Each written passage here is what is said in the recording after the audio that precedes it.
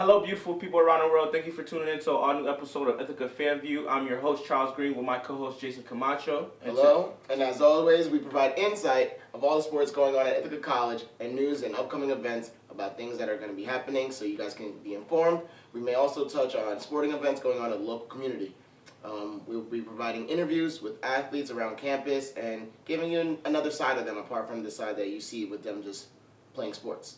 Also, I want to give a huge shout out to our sponsors, Savage Roofless, started by Ithaca Zone Malik Morris.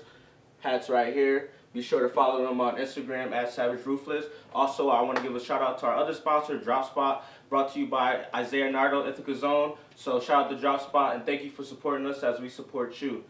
So today we have a special guest on the show, Will Gladney, junior wide receiver for the Ithaca Bombers football team. Star. Thanks for coming in today, Will. So, first question, Will, we want to start off with you. How did you get your start in football? Growing up, all my friends used to play and stuff like that, and everybody used to try to get me to come out because we would play at like recess and stuff like that. But like my family situation, like I was never stable and stuff like that, so like I never wanted to just hop on a team because I never knew if I would be able to stay on the team for the whole season.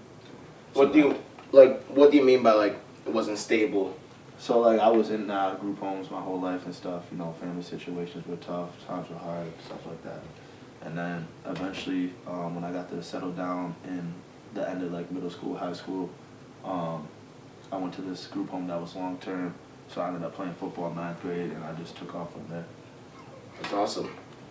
Yes, sir. So, what were some of your goals coming into the season?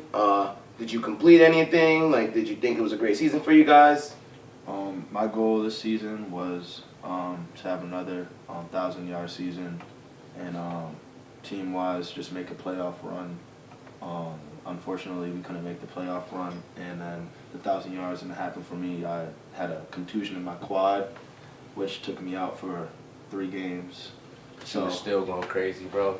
Still going crazy. Go talk. I was trying to do the best I could do for my team and stuff like that, and but this year should be something special. We're all working hard right now, so just stay tuned for that. How was that Cortica game? Cortica was crazy. We had snow, rain, hail, everything this season, so we were just warming up in snow. So it was something different, but once we started moving, we got the Cortica jugs where they're supposed to be, and where they're gonna stay at. That's what I like to hear. Facts. When you play football every day, like what motivates you to get up and go to practice and play the game of football every day? Because not a lot of people know being a college athlete is a lot. Like it's a lot to do. So like, what motivates you and like staying in that groove and actually want to be a part of a team? So just reverting back to being in and out of group homes my whole life, that family aspect.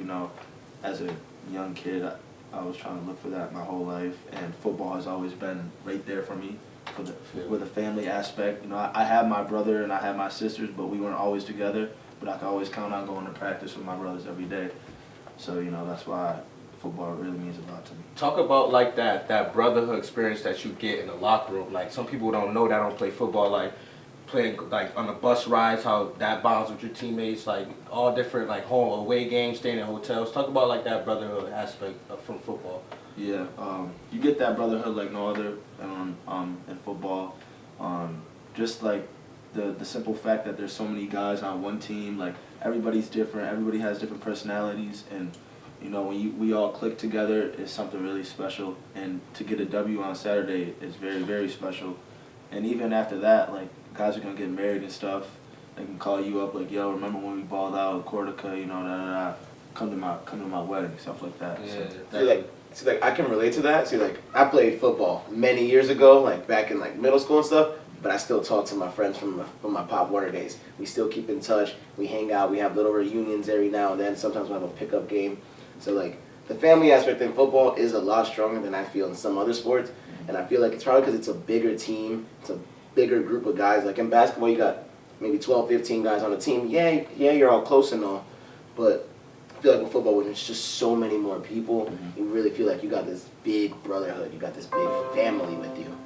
That's facts. Like a lot of people get a mistake that we think we're better than everybody on campus and stuff, but it's not even that. It's the fact that you actually sweat and you bleed together, and that's way different than people in like a frat that just dance together. You know what I'm saying? we go to work together, so it means something more than And that. you guys are all working towards this goal. See, like in a frat, you're not really working towards anything. You're just trying to have some fun with a group of guys. Yeah. But on a team, you're actually trying to you're trying to go somewhere. Like you guys want to go to the playoffs. You guys want to go win the Liberty League, and it's more than just I want to go party and have fun with my friends. Yeah, definitely. Like I'm more curious to know like what lessons in football that you've learned that carries over into your other aspects of your life that maybe helped you. Definitely accountability.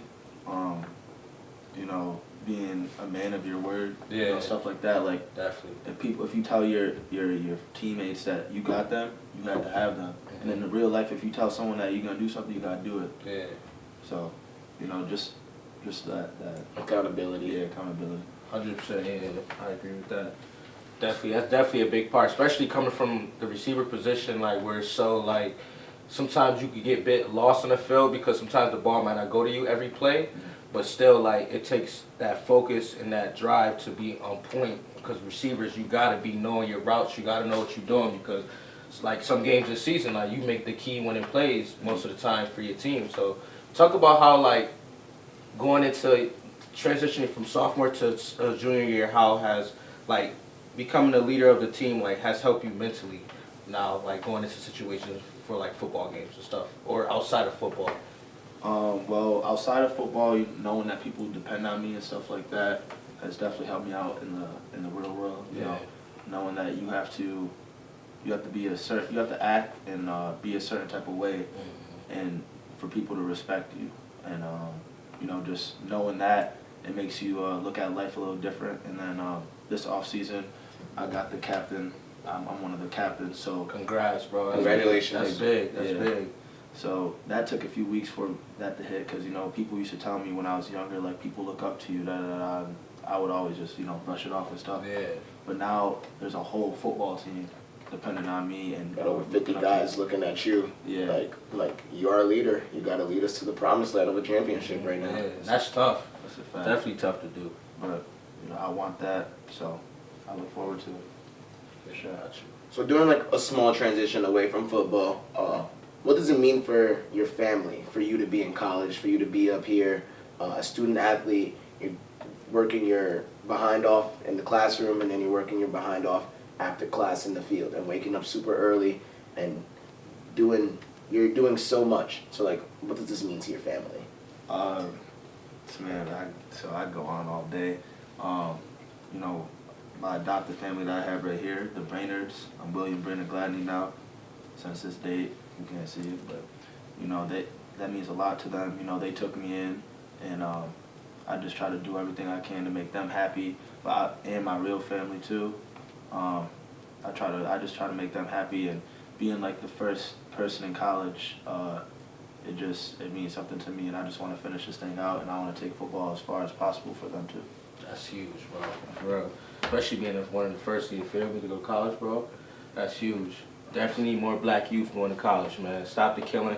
Rest in peace, Nipsey Hussle, by the way. I wanted to say that in the beginning of the video, but I almost forgot about it. Yeah, it's tragic how black men are just dying in society today. But I'm sorry. I had to give a shout out to Nipsey. Let's get back to the interview. So, Cortica's next year at the MetLife Stadium. That's big right there. Big on big. Definitely do your thing. You know I'm going for you, baby. Facts. I'll be there. So, I will be there. So talk about what are you looking forward to about playing in the Giant Stadium coming for Cortica next year? Like, what are you looking forward to that game? Just that opportunity to play in like a stadium like that. You know, there was a Super Bowl there. Like, that's crazy. Yeah, that's facts. Yeah, that's crazy. So yeah, there's a Super Bowl there, and just like an NFL stadium in general. Like, I've never played in something like that before. Same. So, you know, thousands of fans there, rooting, cheering. It's gonna be a whole new moment. Like, I can relate a little bit. In my Pop Warner days again. We actually got the opportunity because we won the league to play a halftime at MetLife Stadium once. That's lit. So like, I was nervous out of my mind. I was 9, 10 years old, running onto the field. There's thousands of people cheering on, watching. You had thousands at a Pop Warner game? It wasn't a pop. We were like at halftime of a Giants game. Yeah. Of a Jets game. Okay. We were at halftime, That makes so it was like sense. one of those That little makes sense. halftime things. Where you facts.